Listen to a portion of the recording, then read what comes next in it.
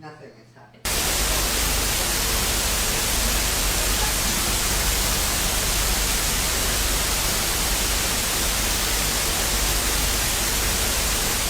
This episode may contain loose forms of nudity, caveman, growling aggressively, and words not meant for the ears of young children. Viewer discretion is advised. This is a production of the Must See TV Broadcast Network. Like, share, and come along for the ride. Join the tribe. And if you're watching us right now on YouTube, then you already know what to do, don't you? Smash that subscribe button. The caveman won't bite, not really. And if you are ready, and if the caveman is ready, then let's kick this show off. Growl, growl.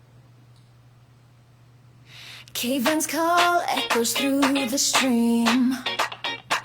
Click that button, join the dream. 45 days, we're live on cue, reviewing the wild, the weird, the new. Must see TV, it's the vibe. Click subscribe and join the tribe.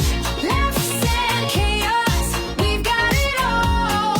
One big crew answering the call. After shows where stories unfold, hidden gems and secrets told. Crew's got jokes and little flair. Once you're here, you're staying there. Must see TV, it's the vibe. Click subscribe and join the tribe. Laughs and chaos, we've got it all. One big crew answering the call. From caveman grunts to streaming gold, new adventure, stories bold. Every moment, every beat, grab your spot. Front row seat.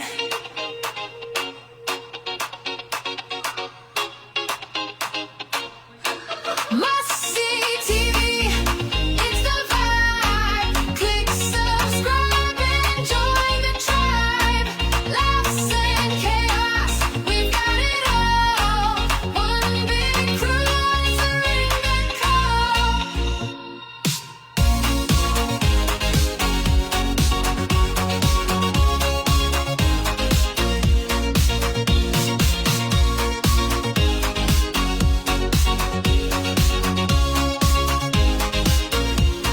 Must see TV, it's the vibe.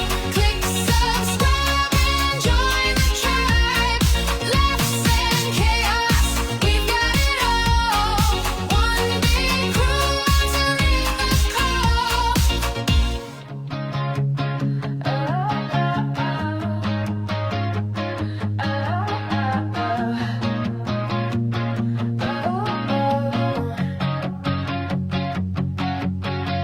One by one, we take the dive into the shows that kept us alive. Remote in hand, the screen's our guide. The drama, the laughs, the twisty plots, the shows you love, the ones you forgot. Encore, hit play again. Stories start and never end. One more time, we're rewind,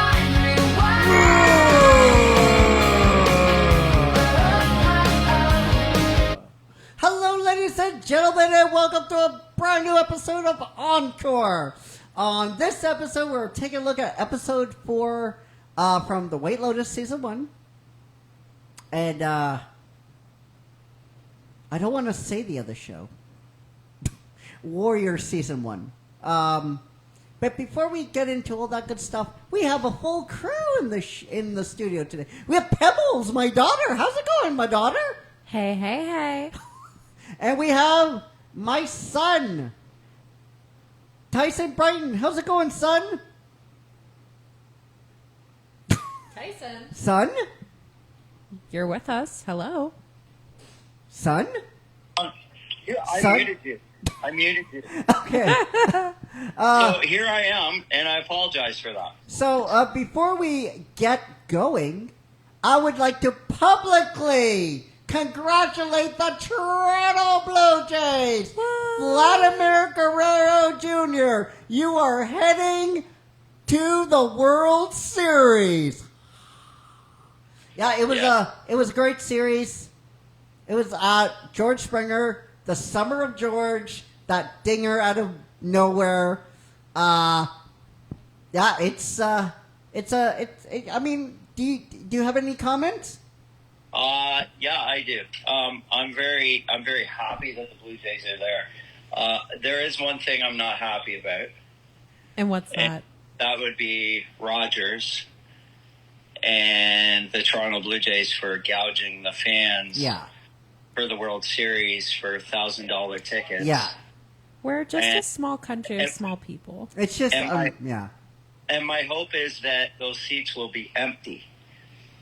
Because, I mean, I love the team and I think they've done an amazing job, but I think it's unreasonable to ask people, especially in today's economy. Yes. With so many people living on the streets, that people are going to throw out $1,000 to watch a baseball game. Yeah. Is ludicrous to me. Like, the Toronto Maple Leafs, same thing. They're like...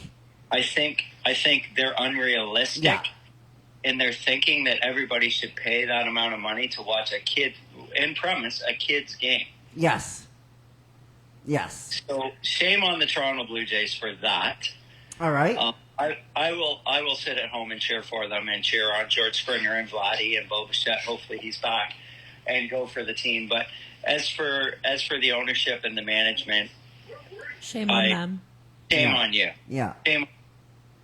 This is Canada. It's not a Stanley Cup match. It's the World Series. Yeah. But we only get behind baseball when we win. Yeah. I mean, that's sports in general. You know what?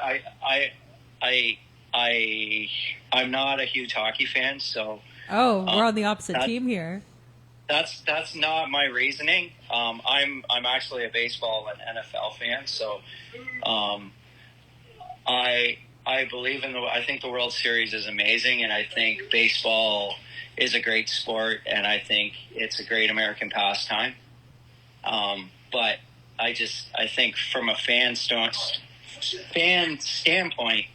that these prices are astronomical. Yeah. Yeah. The games need to be accessible to everybody. Yeah. I can understand $200 a seat. Okay, it's a bit steep. I'm not going to pay it, but $1,000 and over $1,000 is a little bit ridiculous. And I don't know how you can expect people to pay that. Yeah. Amen. Amen, my friend. Preach. I mean, I'm not a Mark Shapiro supporter, and I'm not a supporter of Rogers anyways. They just happen to own the team, and our president is Mark Shapiro, who's a business person with a business degree from some Ivy League school in the United States. I mean, if he left today, I would not be unhappy. Yeah. Yeah. So. All right. But, Blue Jays, let's bring home the World Series for Canada. Yeah. So what? Well, so before we wrap up the sports talk, what are you thinking? Blue Jays and who do you have picking? Who do you have? Who is your pick? Who's your money on? Yeah. Well, I hate to say it, but I mean the Dodgers have $100 million more of payroll than the Toronto Blue Jays, and they've kind of built a super team. As much as I don't want to see it, I don't think our chances are good. I feel like the Dodgers, we don't have enough firepower to beat the Dodgers. Yeah, and that's. Well, let's hope you're wrong. I want to be wrong.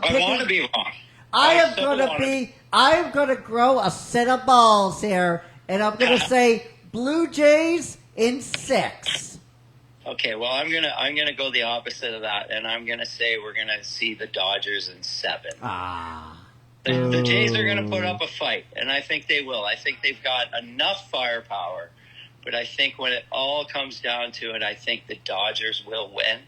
But under no circumstances do I want to see that happen. Yeah. All right, so we want to know what you guys think down below. Who do you have winning? And now we come to what everybody is watching for, it's Encore. It's I think episode 8. Yes, we're on episode 8 of All right. Encore. So we have the White Lotus season 1 episode 4, and we have Another show. We have another show episode 4. So let's just go to White Lotus first.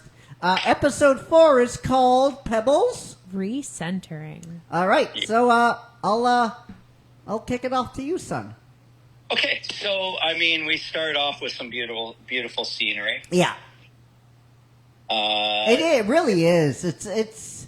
I mean, the sights are just like, and all the Hawaiian music.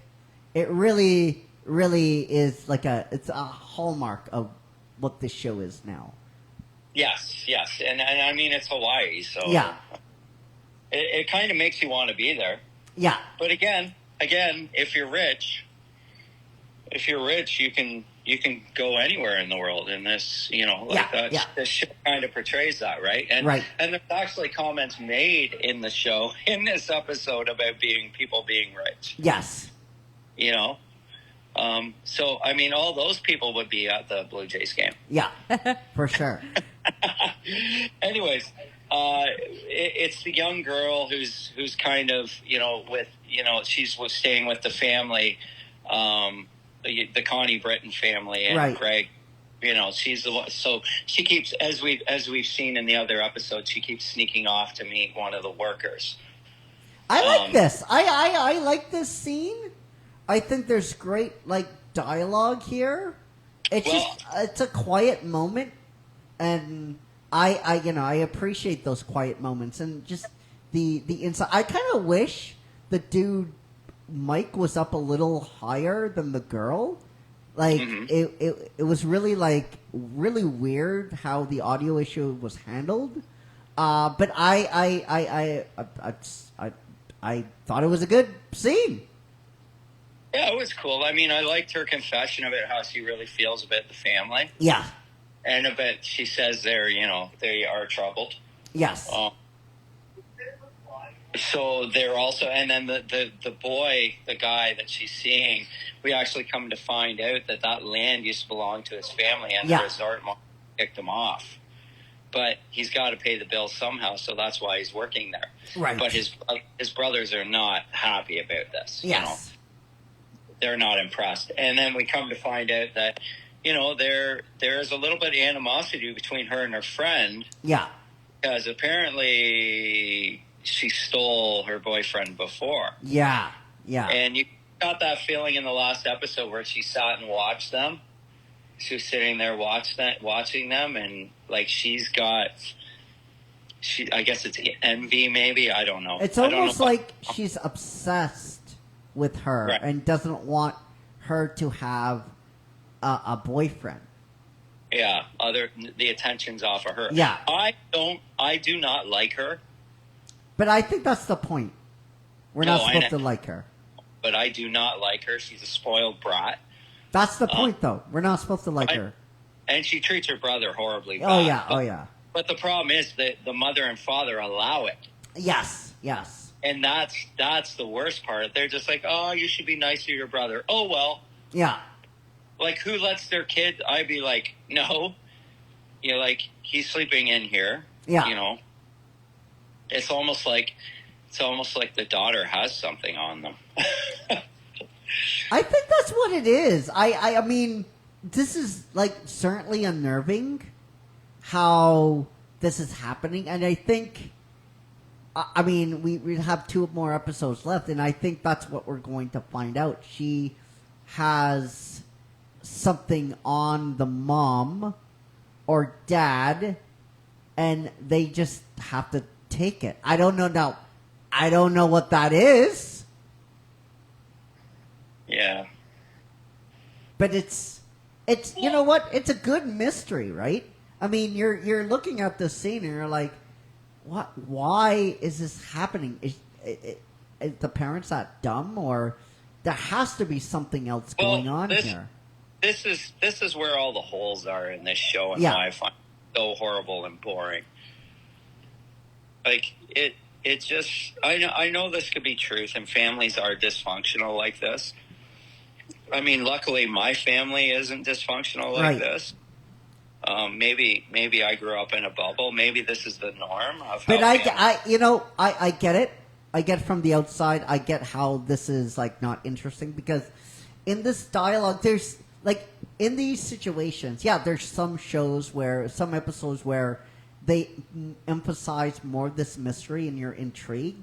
But this episode, they don't do enough to be like, what the hell is going on here? This show seems to me that the producer or the director, whoever is doing it, it's like everything's over the top. Yeah. Way above what is reality. And like, it's almost like he's trying to prove a point. Like, oh, watch what I can do. I'm going to look at the shock value I can put in this. Right. Like, but it comes up short because it's just not a good show. Well, I definitely see where you're coming from because it's all like it's dragged out, right? And it's a lot of this is. Oh, it's like sitting in the dentist chair for an hour.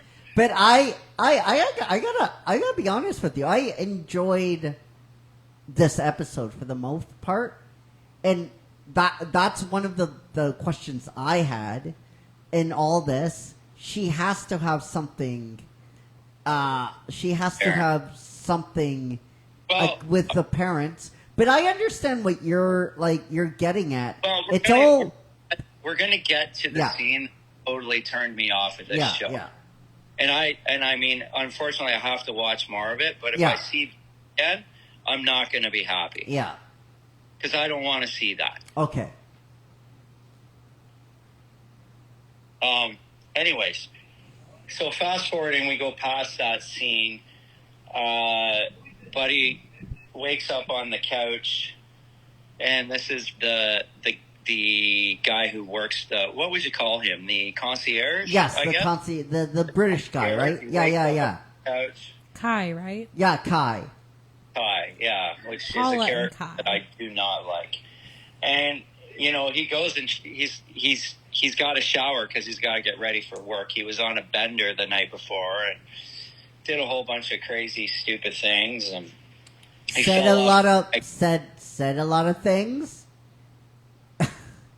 Yeah. Pardon? He said a lot of things. He did a lot of things. He solicited a man to have sex. Yeah. Yeah. Okay. Yeah. Anyways, he's admitting to. So the girl working the counter, she finds him in the shower of the spa, and he's in the women's shower. And then he comes out, and he's like, "Oh," he admits, like, I've fallen off the wagon. I guess he took some Xanax. Yeah. And this is Armand, right? Right. Because Armand's the one falling off the wagon. Right, Armand. And then he takes. You said drinks Kai. shots. You tricked me. Well, there's Kai and Armand. No, Kai's the one in the secret relationship. Oh, yeah. Armand's the other one. Okay. So, anyways, he, relapses. Yeah. Gets erratic, careless. Yeah. He's a, like, I want someone to punch him in the face. Yeah. To be honest.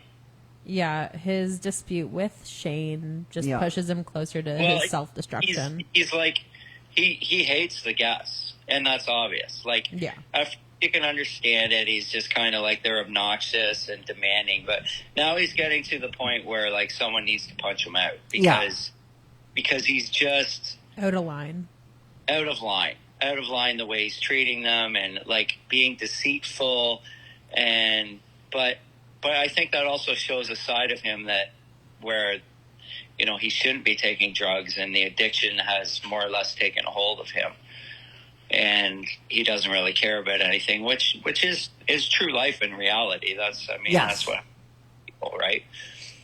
So I can understand that. It's just he annoys me to no end.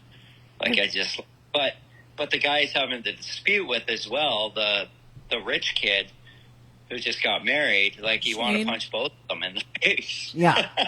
At least Both Rachel's of them coming are to her not likable. senses. I do think one of the weakest things about this show is the mic work and the dialogue, right? The dialogue is horrible. What happens? And I know the ocean and stuff like that. They are shooting this on location, but there's no reason why you can't have actors and actresses just go in the booth and clean up some of this dialogue for people to understand this more, right? There's no reason. This show costs hundreds of millions of dollars. Have the actors and have the actresses go into the booth, record their dialogue over again. We didn't get that. You have to come in. I do think one of the weakest things about the show is just the volume and the dialogue. Where the dialogue comes off, it's so milquetoast. It's not even funny. And I think what would have helped. What would have? Jennifer Coolidge is like, she is horrible in this. Oh, she's horrible, just absolutely horrible. And Connie Britton, who I respect and think is a great actress, this is not her part. Like this is just they've almost dummied her down. Yeah. Like it's like, I understand what the character is. She's, you come to understand why she is the way she is to her husband in the show, because he admits to his son while they're in the pool that he cheated on their mother. Yeah. And that's which is one really of the messed up. Side note. Pardon? Side note, that was really messed up. Yes, you don't tell like, that was very messed up. Like, that's what I'm talking about with this show. It's like, these things are, it's just too over the top. My impression of White Lotus from the beginning is that, like, none of these characters were meant to be likable. I think we're supposed to hate them, but I don't like feeling that. No, I feel like they're the acting ability. These are good actors. These are people that with good reputations, and I think this show is tarnishing their reputations as actors. I mean, just definitely with the I just gonna repeat myself. I think the weakest thing about this show is, I think the acting is good. The delivery and these dialogues, I don't know what the showrunner is telling these actors to deliver this dialogue in a way that is just totally off. Because in the pool, when he admits to it's totally over the top and it's totally goofy, and you're like, what is even? I know what you're trying to do. You're trying to make all these characters unlikable, but there is a difference between. But it's classless. Yeah. It's not. It has no class. Yeah. There's no class in this show whatsoever. It's like, I might as well watch Jerry Springer. Yeah. I was about to say, at least when I watch Jerry Springer, I know what I'm getting, and I know what the people, what kind of people are going to go on Jerry Springer. Yeah. yeah. But with this, it's just, I find the dialogue boring. I find the people boring. I find everything about it is just like, boring. Can you speed it up a little bit? Boring. There's too many pauses in between sentences. There's the way I have a very analytical brain about this, right? And it doesn't compute. It does not compute for me. If you have a show that's $100 million to hundreds of millions of dollars, bring these actors and actresses to a booth and just say, we didn't get that line. Can you do it again? And you can ADR it in the show. I just don't know why that happened. It sounds like it honestly sounds like what happened, right? They were on location, and they did one take.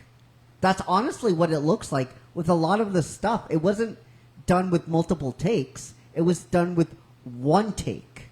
And that's very odd. That's very odd to do with the show, because when you're investing in a show $100 million, you want to have multiple takes. It sounds like someone sat in the was on the side and didn't watch the actors perform their lines. That's honestly what happened. Looked like it happened to me. But let's put it this way: in some ways, I feel like there's no chemistry between the actors. The chemistry is just not there. I attribute this to putting together, in music terms, a supergroup. Yeah. Right. Right. Putting together a supergroup, and the album sucks. Yeah. It's no fault of anybody's. It's just the chemistry wasn't there. It didn't work. From again, like with my 2 cents, as someone who is an avid reality TV watcher, sue me, caveman. I love the stuff. It's it feels not real. Hear me out. Shh. Okay. Hear me out. Okay. It feels like they're trying to recreate those dislikable dynamics in this show, but with actors. That makes sense. Yeah, because as someone watching it, who watches a lot of reality TV, I kind of view White Lotus when I'm watching it. I'm like, I may as well be watching Vanderpump Rules right now, because they're trying to recreate something that you'd see in reality with a ton of genuinely dislikable people. And it's just not translating into a written script. It's not translating. No, Because when you think about it, like, really, what is likable about any of these people? They're horrible. nothing. And I mean, if all three of us agree on this, I mean, I'm very surprised. This is a popular show. This show has done well. Am I not correct? It's You are correct. Yeah. It's 3 seasons in. I think this is, like, for many people, the weakest of the White Lotus seasons. Okay, and I understand, like, the next season has different actors in it. But the weird thing is, it's literally the same thing, just different place, different guests. So getting back to the theme of the show, I mean, what happens? The girls find out that he actually has the bag because we know he's been taking pills out of it. They confront him. They get their bag back, but he takes the pills out of it. And then they come back and they confront him again, saying that our pills are gone, our medications are gone.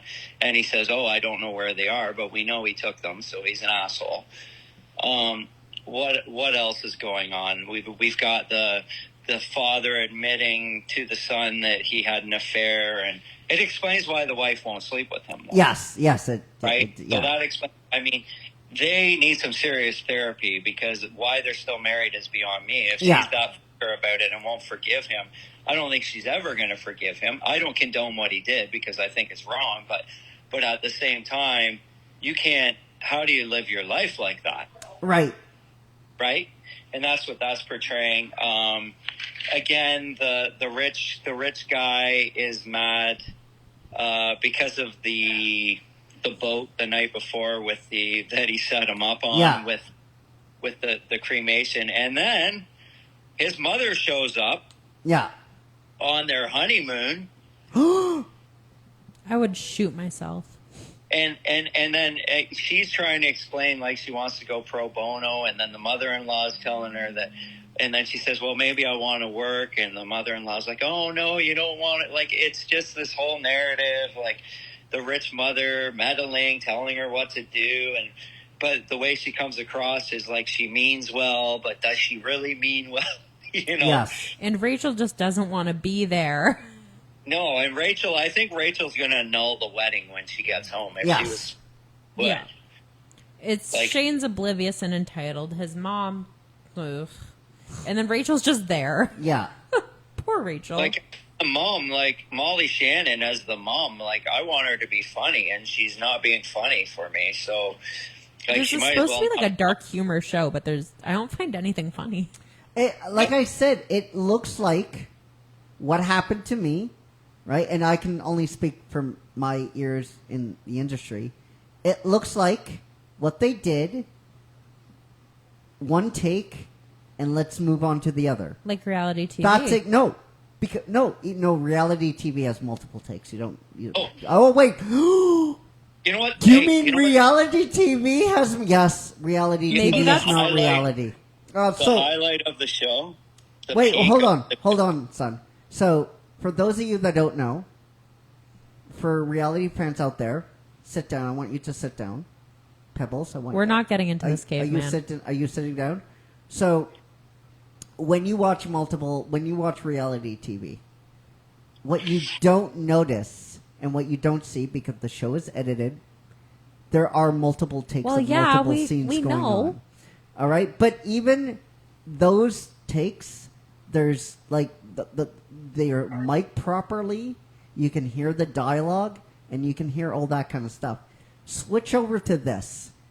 We get one and done takes, and that's why everything comes out dry. That's why everything comes out so milquetoast, because they don't have the ability. I refuse to believe the talent on this show. That's all they have. Like, I refuse to believe that they had multiple takes. Like, that's not what it looks like.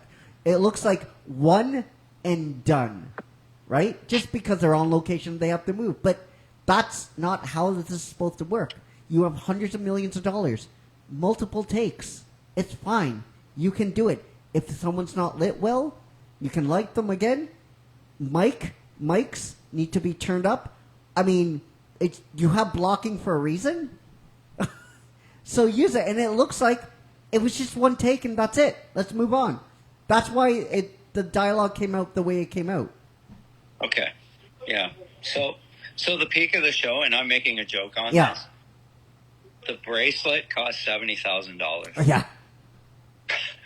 Like, I care. Yeah. Just to hammer in how rich these people are.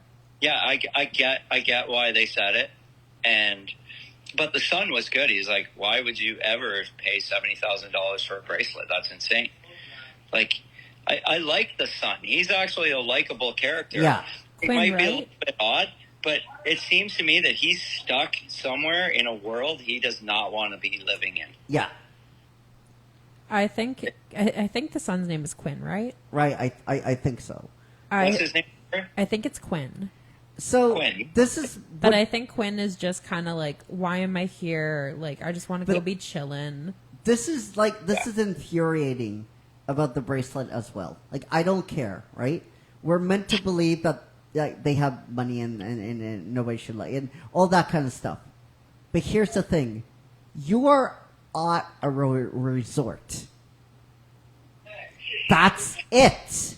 You don't have to go like, hey guys, we are giant assholes and you shouldn't like us. You don't need to do that. It's almost like you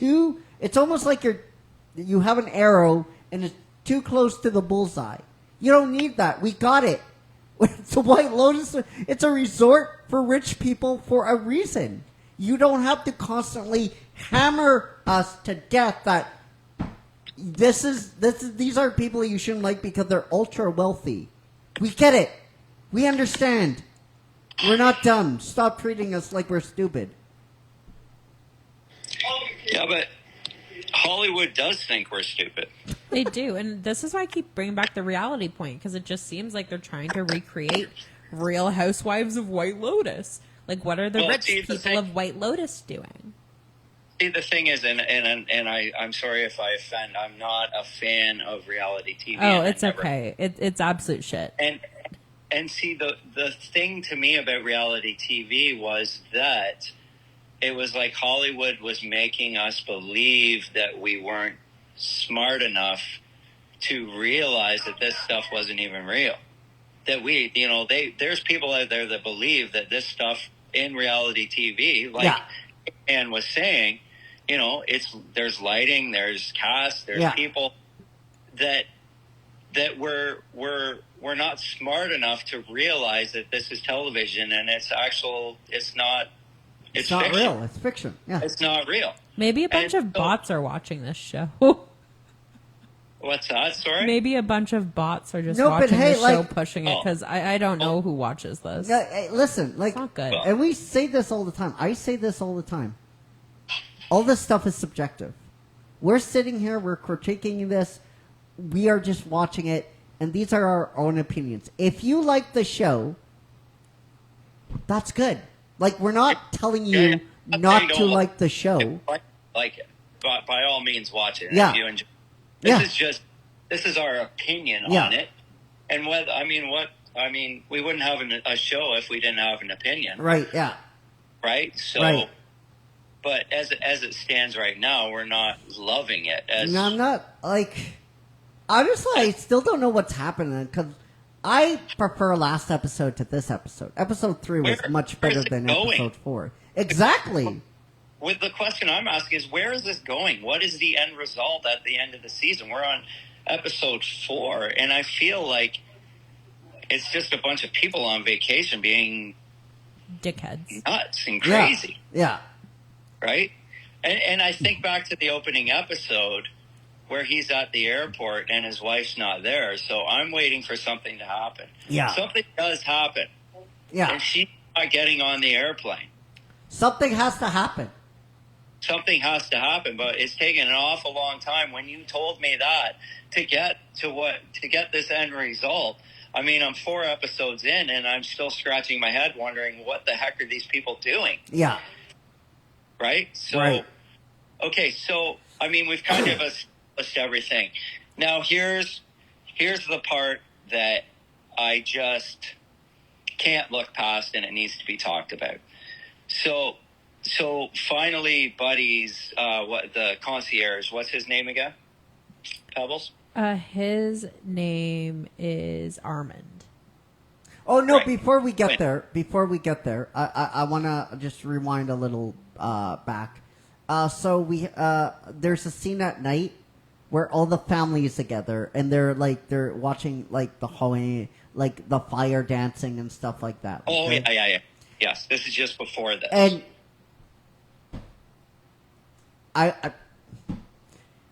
okay, all right. This drives me fucking insane. This really does. Okay, this is supposed to be a show for entertainment. Okay, it's supposed to. We do the show to take you guys.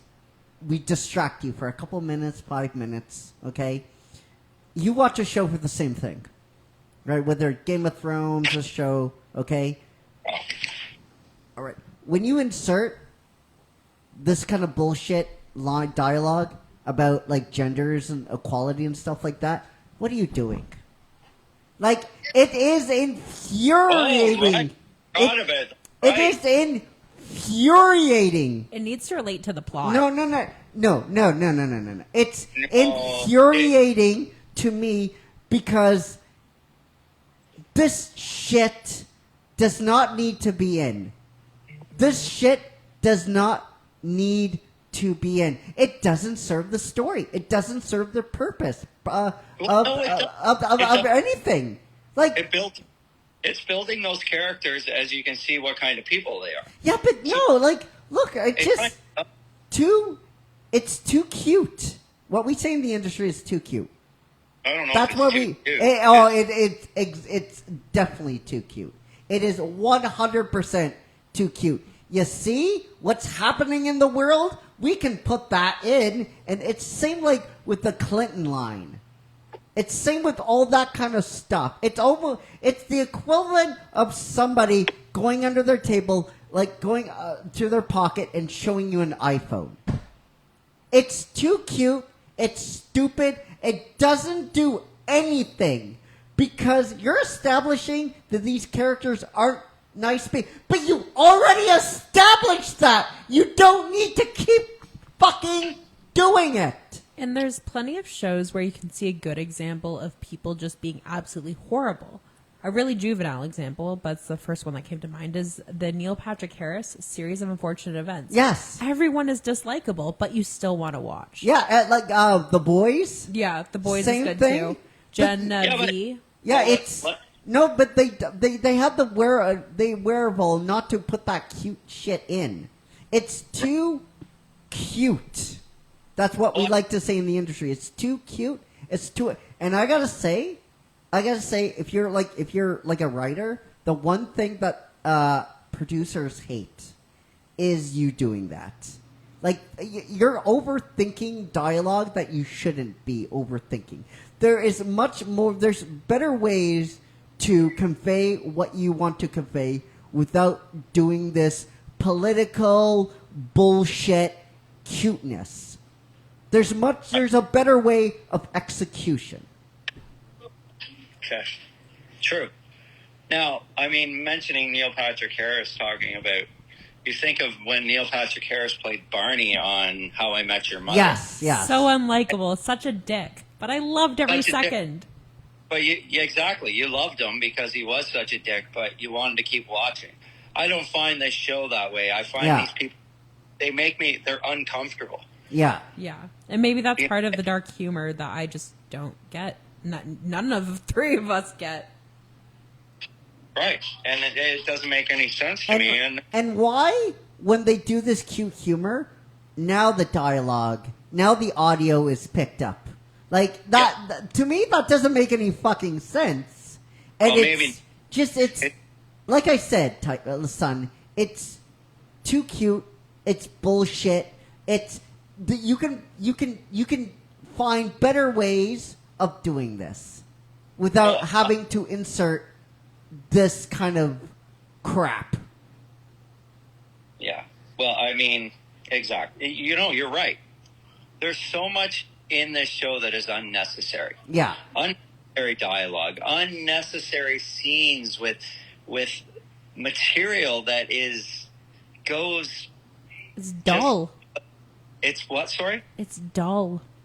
It's dull. Exactly. And now, as we get to the last scenes in the show, we know that the concierge is a little bit off the rails again. He's taking more drugs because Oh! I know exactly what you're gonna. He has the dude, or he has the kid, right? Yeah. Yeah. It is disturbing. It's disturbing. I'm trying to figure out, did he drug the kid? Or did the kid actually agree to it? Because if he drugged who comes up with this stuff? Yeah. Because that's disturbing. How old is that kid? Yeah. You know what I mean? Yeah. And so I mean, we lead to the last scene where the other rich guy, he wants to speak with him because he's mad. And so the other lady who works at the spa says, no, you can't go in there. I don't know if he's there. I don't think he's there. And then he says, no, I can hear him. And they blast open the door. And he's got the kid bent over the couch with the insinuation that he's licking his asshole. Yeah. No, I don't find that funny. I don't find that funny at all. I don't. It's disturbing. It's disturbing. And for whoever thought that was acceptable, okay, let's put it this way. Whether it be a man, a woman, whatever it is, you're not going to see a woman bent over a couch in a normal TV show with a guy licking her. Yeah. No, So never. why are you showing that in a television show? You crossed the line. No defense for HBO whatsoever, but let's take a parallel, right? This isn't Euphoria. This isn't a rated R show. This is kind of like a watch with your older. Euphoria is something. I love totally, Euphoria, but it's something totally different. It's something totally different. That's why I said they have medical professionals on the show. I mean, no, it's just I'm just referencing it as it's another HBO show. Yeah, but this isn't like White Lotus. I think you can agree, Tyson, is that it is and K-Fan as well, that it's supposed to be like a primetime show, a 7 p.m. watch with your older kids. Yes. Like, that's not fucking appropriate. No, it's not Euphoria that's on at 11 p.m. Imagine watching that with your mother. I mean, my Imagine mom's a you little sitting- gay, but yeah, no. What's that? My mom's a little gay, but yeah, no. Even she would be disturbed by that. Right. It's crossing a line of acceptability. yes, Okay. I don't care if it happens. I don't care who does it. I don't care what you do. I don't want to see it on my 7 o'clock show. Especially, that's like a show. Like, this is a show that I imagine people watching with their 12-year-olds. So why is that, like, you're that's not why- watching this with your 12-year-olds. So But if I picture people watching it with their 12-year-olds, then people must be watching it with their 12-year-olds. here's where I'm coming from with this. Okay, I mean, Here- if you're allowing you to watch this with your 12-year-old. Sorry, Caveman. Here is where I'm coming from with all this, okay? In shows and movies and stuff, you can make anything appropriate. However, this is a big but. It has to serve the story. It's context, right? It's everything's all relative. Everything's all context, right? And we say this all the time. Earn it.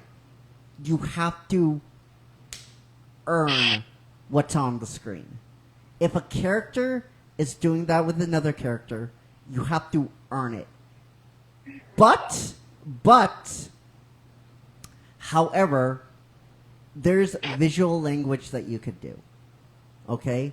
So what do I mean by that? Shadows, shades, like curvatures, stuff like that, reactions, right? You can portray that in a much more nuanced way, right? Right. And Exactly. not showing anything. Okay? With the Earn insinuation. it. Like this character technically, hey, let me finish, everybody. Class, calm down. Teacher's talking. Uncle Caveman's talking, teaching here.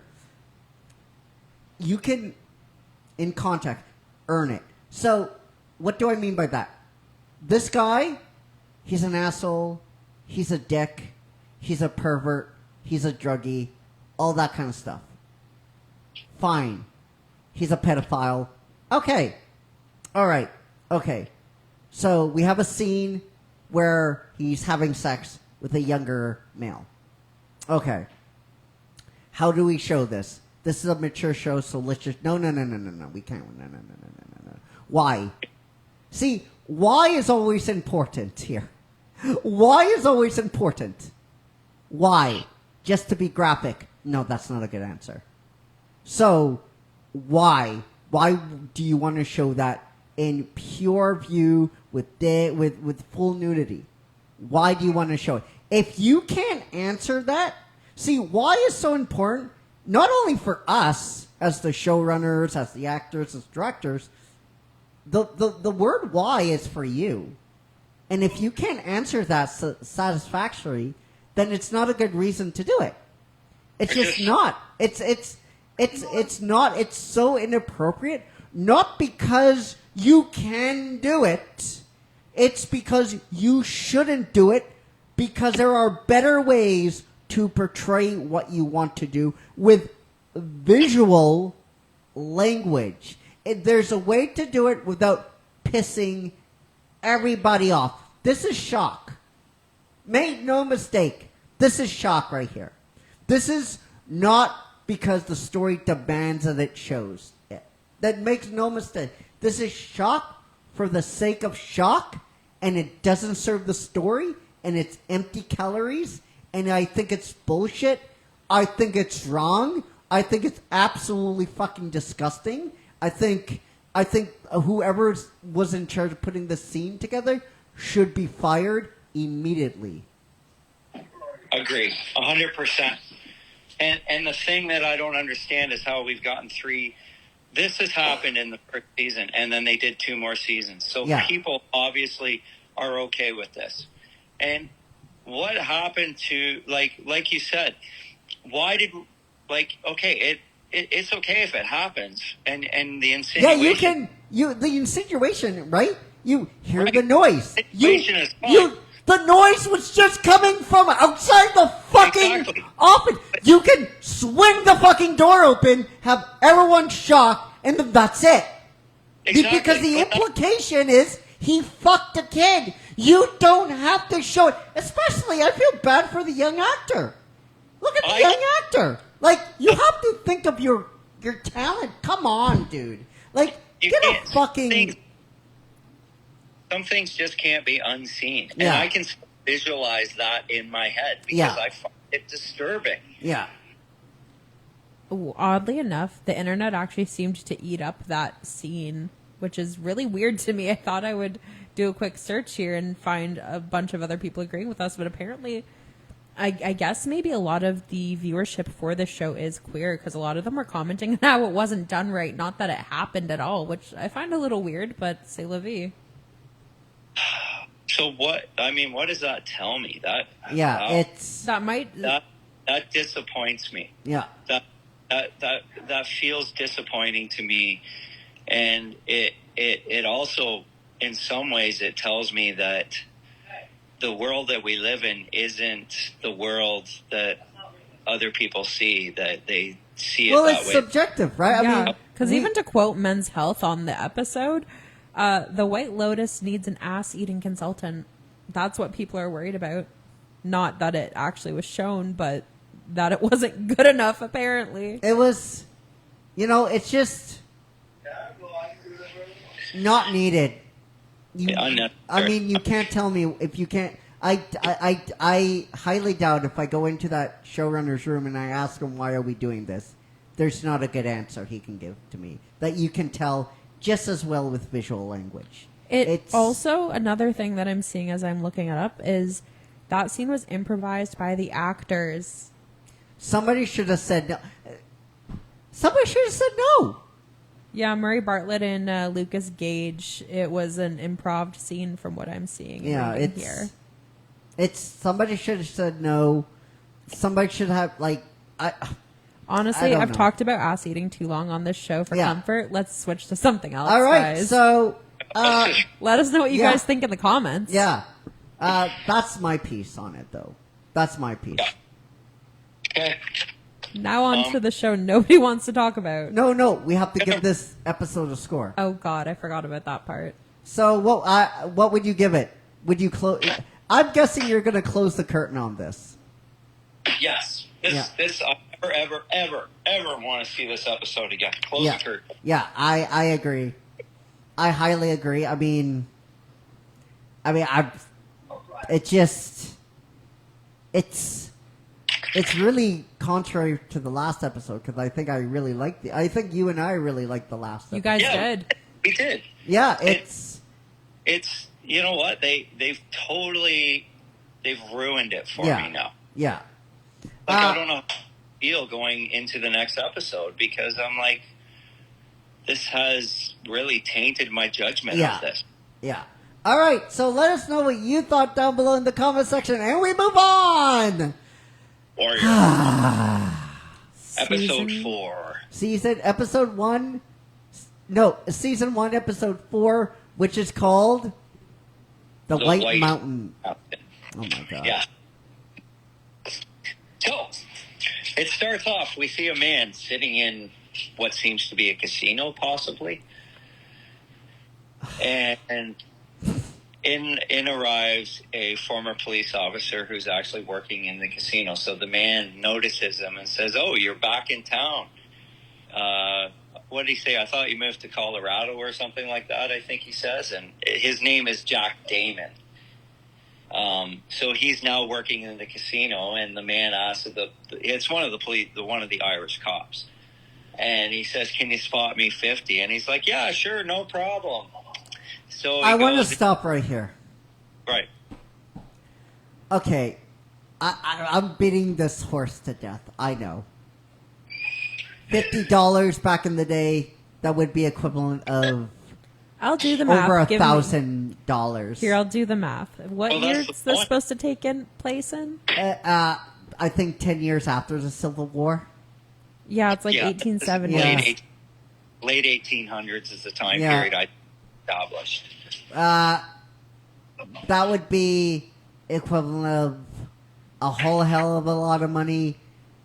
Casinos weren't around; they were still illegal.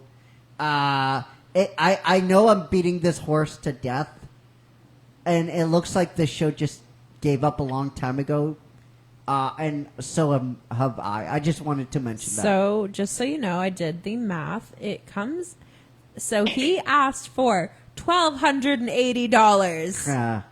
Really? Spot me $1,280 in 2025, Yeah, it's and Okay, that's with well, an inflation but- rate of 24.7%. Yeah.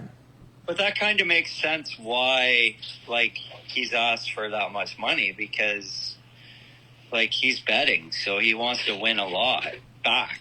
And he's playing roulette, and he's on a roll, and the guy says, "Don't you think he should stop?" roulette now?" wasn't invented. Oh my god. I'm just go on, son. I'm just like losing my fucking mind. As he's playing, why don't you go pay your $50 and then keep playing? Yeah. You know what I mean? Yeah.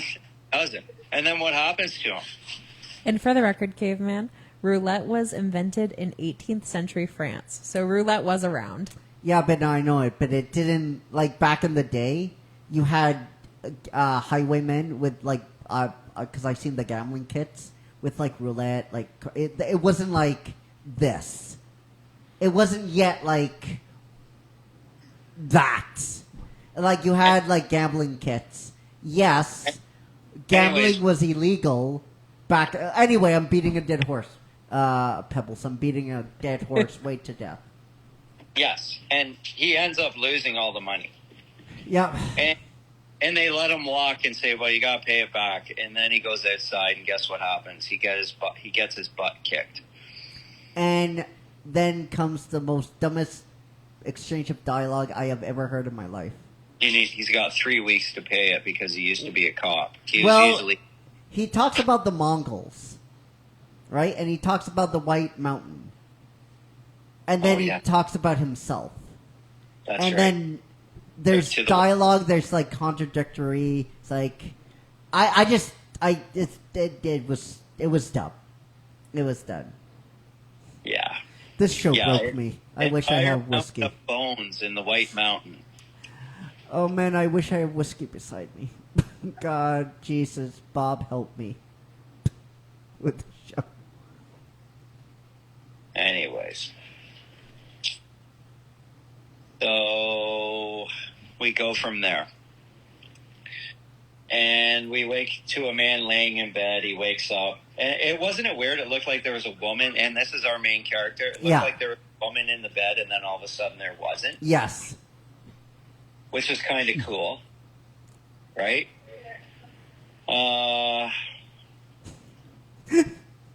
Nothing happened, really, in the show. in this No, episode. there's nothing happening. And I'm reading my notes, and I'm like, there was a whole... I mean, the only thing I really got out of this was that, you know, we got the backstory, which is later on the mayor's wife and why she's the mayor's wife. Oh, random sex scene, and again, we got a random sex scene. Right, yeah. Which really wasn't. I mean, we didn't. I mean, it wasn't like the other show. Yeah. We didn't see it. No. Which was fine by me. Yeah. Right? I mean, more or less, we kind of see the young policeman. He's with the guy who got beat. There's a lot of narrative there, them back and forth.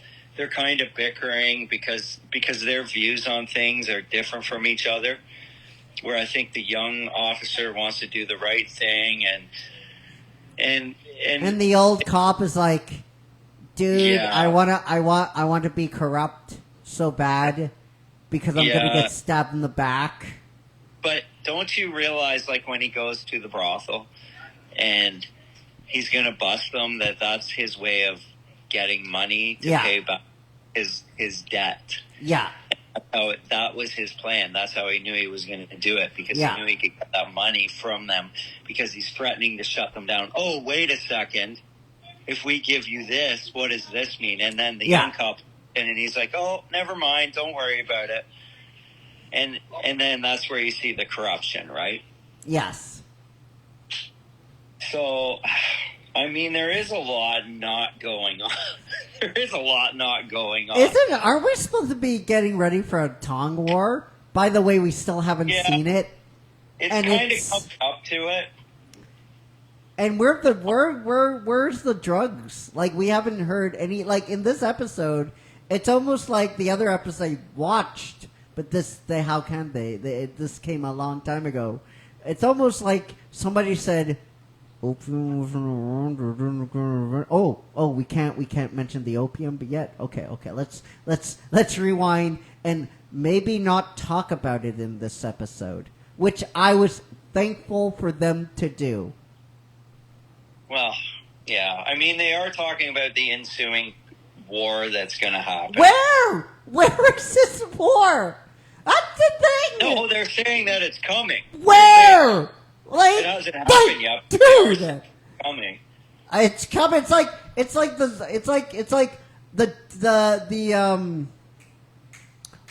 the White Walkers and the dragons. Oh, believe me, Oh, believe me, they're coming. And when they get here, dude, shit, it's getting real.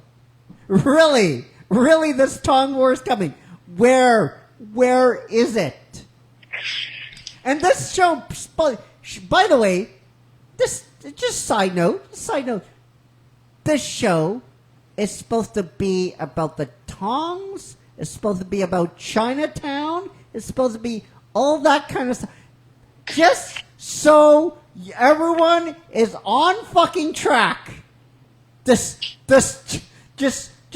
keep that in mind. Keep that in mind. I had to pinch myself and look at. I'm like, am I watching the right show? Well, there is. You know what? Yes, but let's back up a second. There is talk of a fight. Yeah. This one guy that he's sitting with, and he was in jail or something, and he beat the crap out of everybody, and they're saying that the Warrior, should fight him, and it's the insinuation that he would lose. Yeah. But I think we're leading up to the fact that there is going to be a fight between them two. Yeah. And I'm under the assumption that the Warrior's probably going to win. Yeah, I gotta be honest. I don't care if this whole entire city burns to the ground.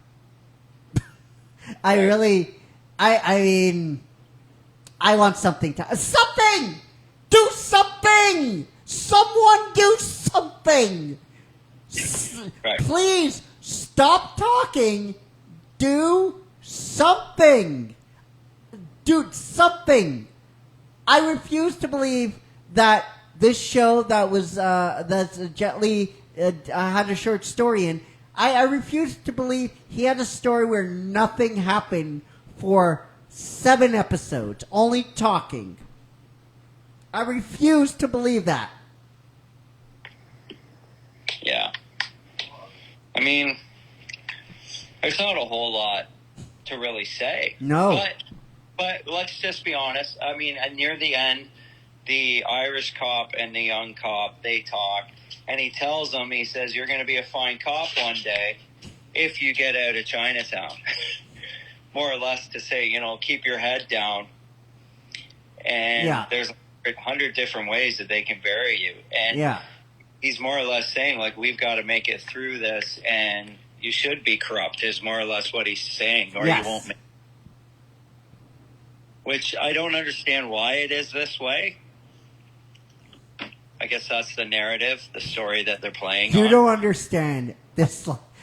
You really, out of everything we talked about, you're like, this gets you? You're like, I don't understand this at all. Yeah. It's almost like nothing about this show makes any sense. Well, his sister does show up. Yeah.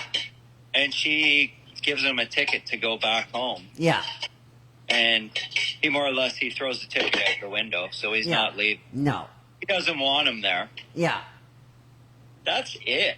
That is all it is. This is a show that was nothing. Nothing.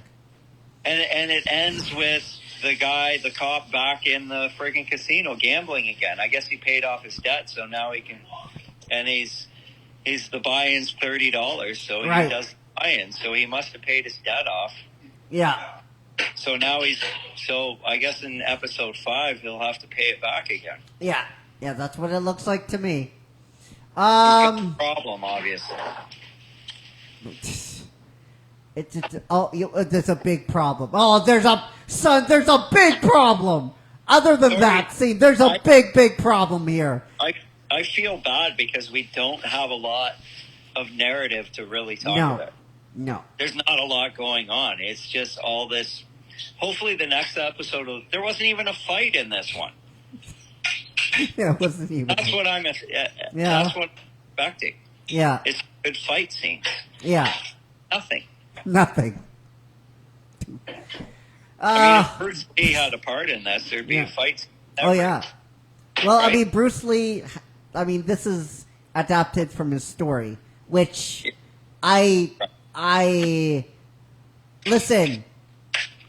I can believe that they took something of his and adapted it. I refuse to believe it was this bad. I refuse to believe it was just this bad. Right. So what would you give it? I will give it it gets a 1.3. I'm closing the curtain. I would never watch this. I mean, I Two shows that could close the curtain on. man, this might be after everything. This might be like a Yeah. this might be a low rating, like a record low rating. All right, guys, so that will do it for this episode of Encore. Thank you for watching. I hope you're liking the audio improvements. Guys,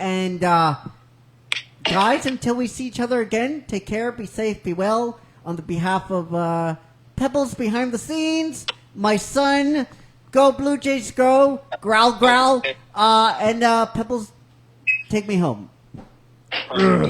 Bye, guys. Bye.